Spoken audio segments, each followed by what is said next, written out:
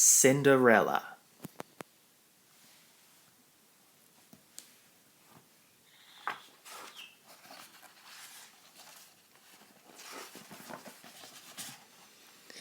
Once upon a time, there lived a beautiful girl called Cinderella. Her mother had died when she was very young, so Cinderella lived alone with her father. She loved her father dearly, but he knew that his daughter needed a mother, so he married again. Cinderella's stepmother had two daughters of her own, Trizella and Anastasia. But when her father died suddenly, a heartbroken Cinderella quickly discovered that her stepmother, Lady Tremaine, was cold, cruel, and bitterly jealous of Cinderella's charm and beauty. As time went by, Cinderella became a servant in her own home. Yet every morning she found new hope that someday her dreams of happiness would come true.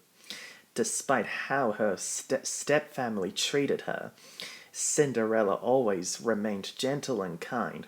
Her many devoted animal friends helped her to get dressed each day. One morning, Jar the mouse rushed in to tell Cinderella that a new mouse was caught in a trap.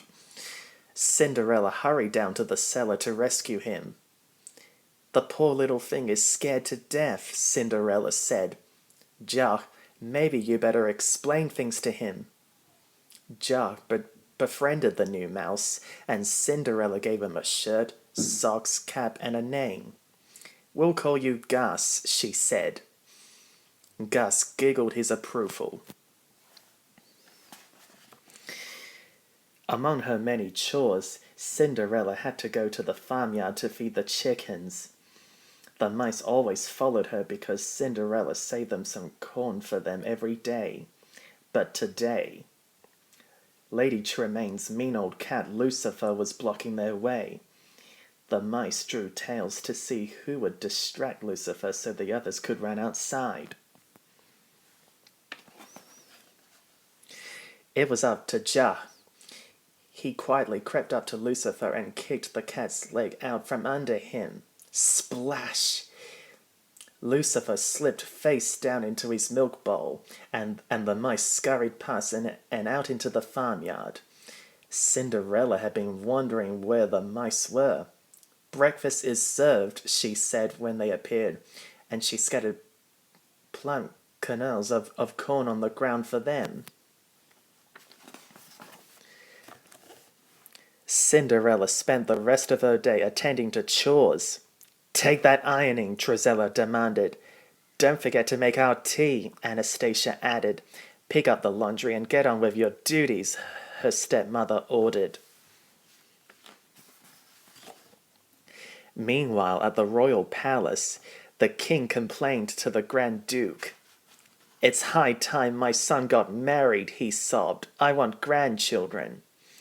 The king decided to hold a ball. "If all the eligible maidens come," said the king, "the prince is bound to find his bride among them." Later that morning, Cinderella paused from her chores to answer a knock at the door. A palace messenger handed her an invitation to the ball for that very evening. Her stepmother grabbed the invitation and read it aloud. "By royal command, every eligible maiden is to attend," she said. Her daughters squealed with excitement. "I'm so eligible," said Anastasia. They both imagined the prince would fall in love with them.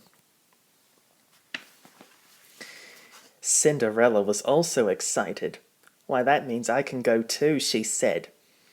The stepsisters laughed. "Every eligible maiden is supposed to attend," said Cinderella. Surprisingly, her stepmother agreed. "I don't see why you can't go. If you get all your work done, and if you can find something suitable to wear." Cinderella raced to her room and found a dress that had belonged to her mother. With a little stitching, she knew she could make it pretty. As Cinderella worked on the dress, Her stepmother and stepsisters called for her and gave her a long list of chores to do.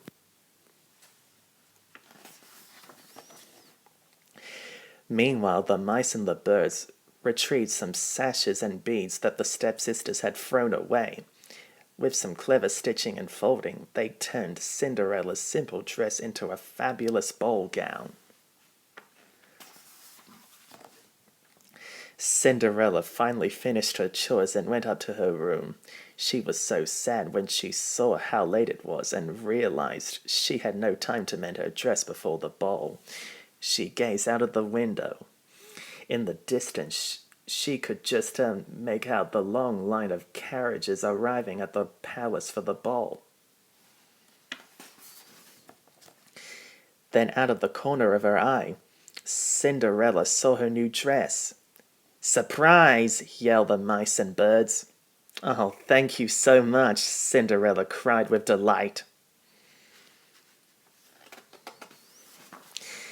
When Anastasia and Drizella saw Cinderella looking so beautiful in their old sashes and beads, they flew into a jealous rage.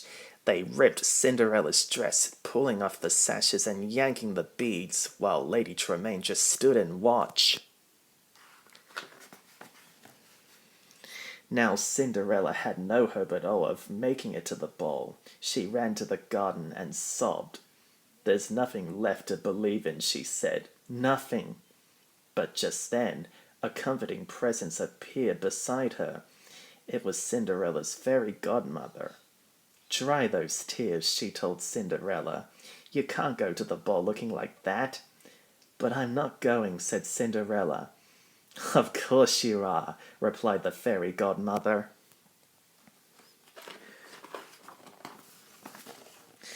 The fairy godmother waved her magic wand over a pumpkin, and a raglan coach appeared.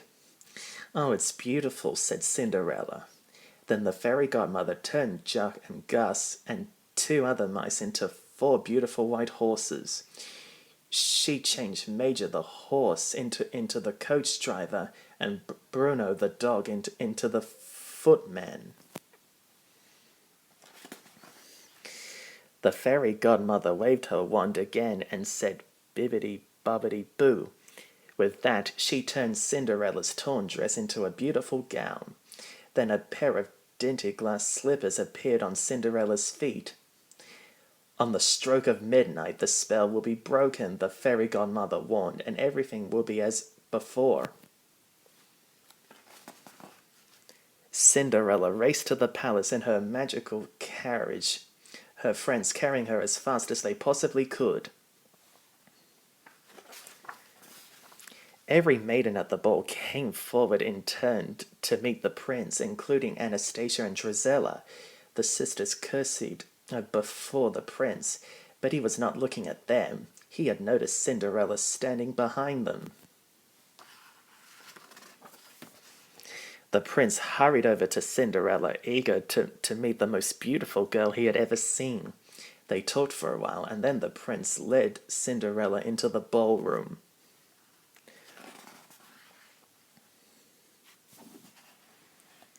They danced and danced, gazing deeply into each other's eyes. The two were falling in love.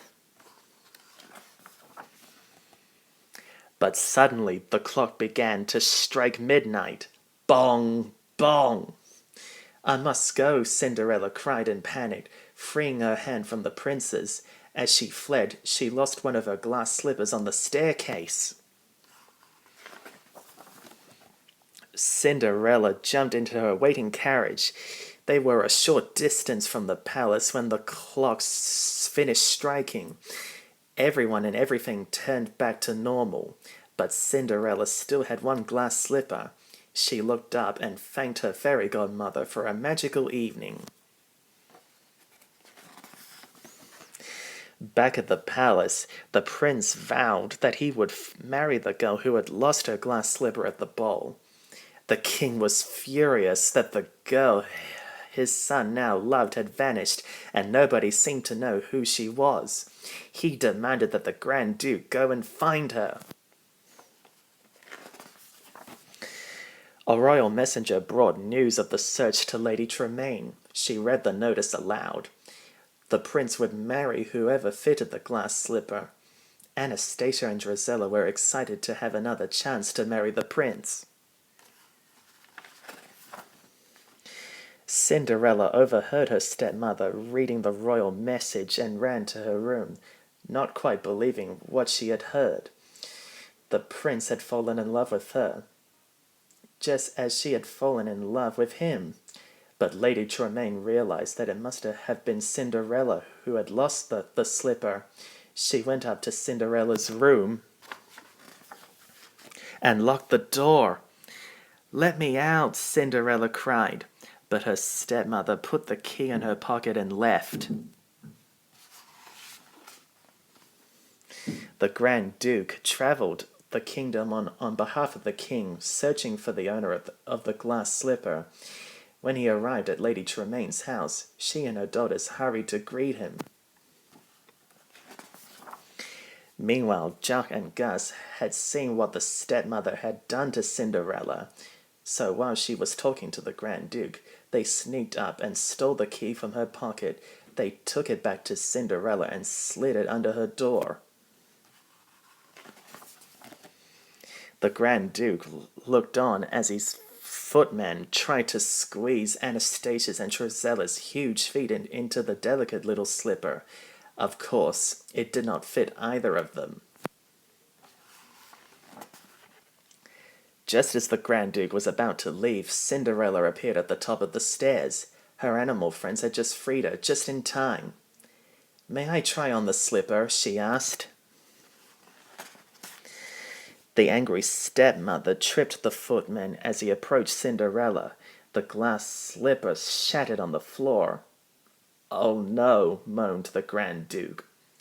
"But you see," said Cinderella, reaching into her pocket, "I have the other slipper." Quickly, the Grand Duke put the slipper on Cinderella's foot. It fitted perfectly.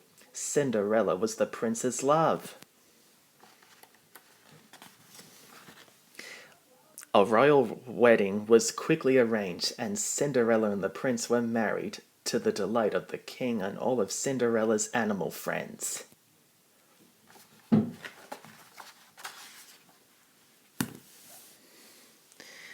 The end. Dedicated to Superdoglover1. Peace.